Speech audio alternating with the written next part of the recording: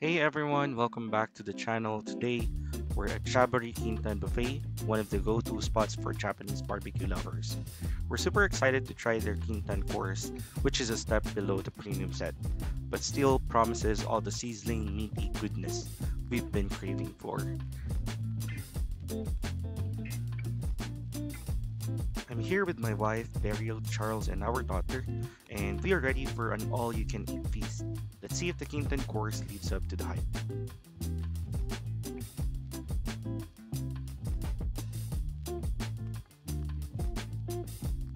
So the Kintan course includes a variety of beef, pork, and chicken cuts, all for your grilling to your heart's content.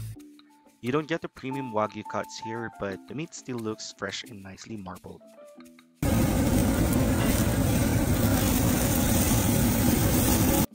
Just listen to that sizzle, so satisfying. The meat cooks pretty quickly and the flavor really shines once it hits the perfect sear. Our favorite? Definitely the beef slices, super tender and flavorful.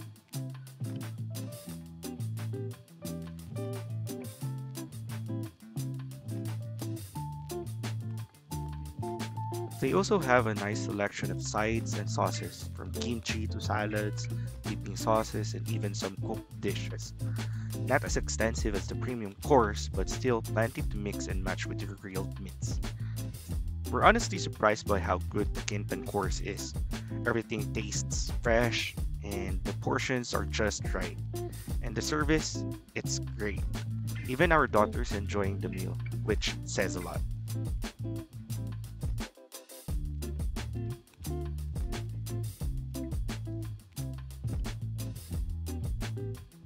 After a few rounds, we are totally full, but in the best way possible. It's one of those meals that makes you want to come back and try even more. Overall, I would say that the Kintan course is definitely worth it if you want to enjoy quality barbecue without splurging too much. But next time, we're totally trying the premium course.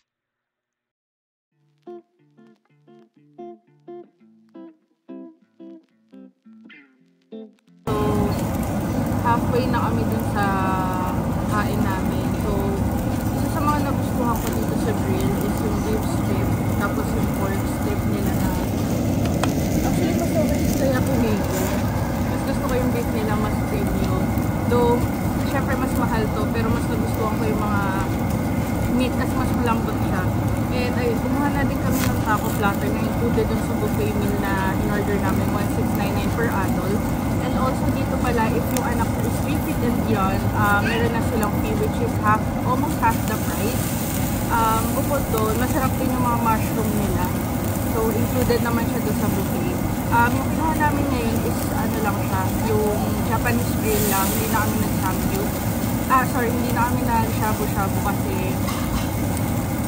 ayun lang, parang quick lunch lang naman siya kasi may mga agenda time for today. Hi vlog. Welcome to the meet. To the meat. Yun, mas nagustuhan ko yung meat dito. Mas peaceful yung kain. Actually, may time limit siya, pero mas gusto ko kasi yung mga pagkain. So, mas na-enjoy ko. Also, may squid. And yung time limit dito is 90 minutes. So, 1 hour 30 minutes siya. Tapos may fish. Same lang. Same lang ba sa ano yung... Salmon. Mataka ba na sa inyo? Ito? Salmon pa yun. Kala ko yung order na sa... Tapos may squid ito, guys. Squid. Isip no? Yung isang buo. Sarap din. Huh? Pati mo isa. Yeah, masarap yung squid. Tingnan si Charles. Golden pepper. Thank you.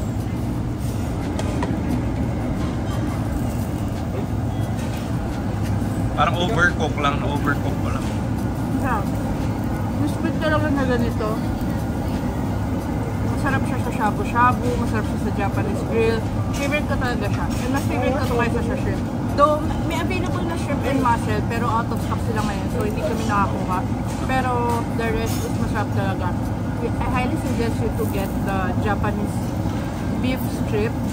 Sobrang lambot, sobrang kapal, sobrang masarap. Ito parang tang yata. Pero hindi pa sure.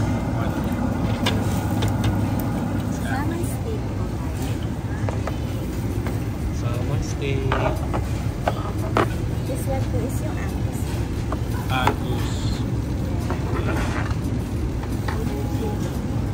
Thank you, ate.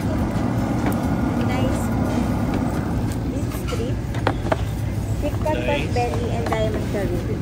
Beef strip, diamond karubi, and pork na double pepper.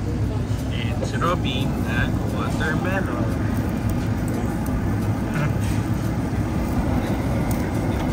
See you later, Net. Dito na tayo sa huling kabanata ng Samgyup. Medyo nagkakaumayan. Pero ito yung guys, yung beef strip na sinasabi ko sa inyo na sobrang lambot, sobrang sarap.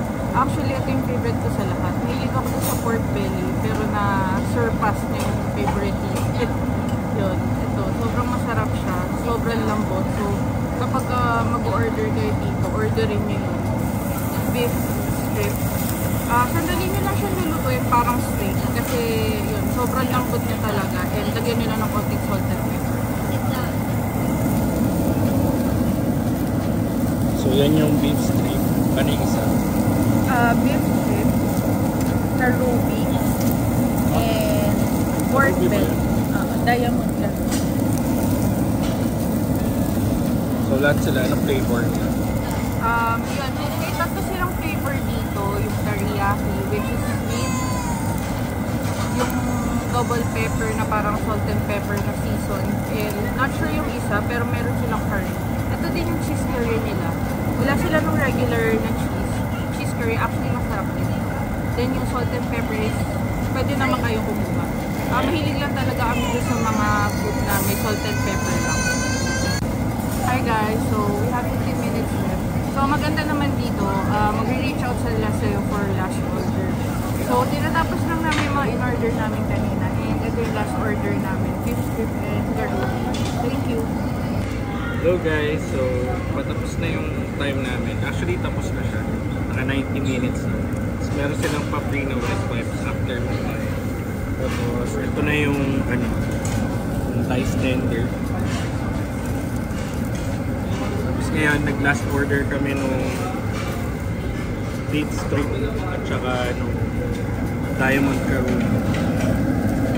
And then ito yung salmon steak.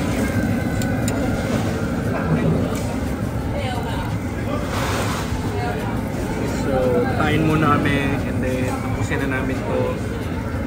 See you later. So guys, so mag-bill out na kami.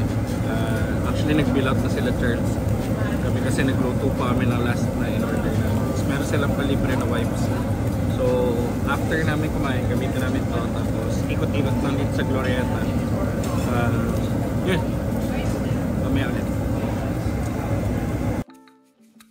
Before we end this vlog, we just want to show you the menu and the instructions on how you can properly grill the meats, and also the prices of the menu.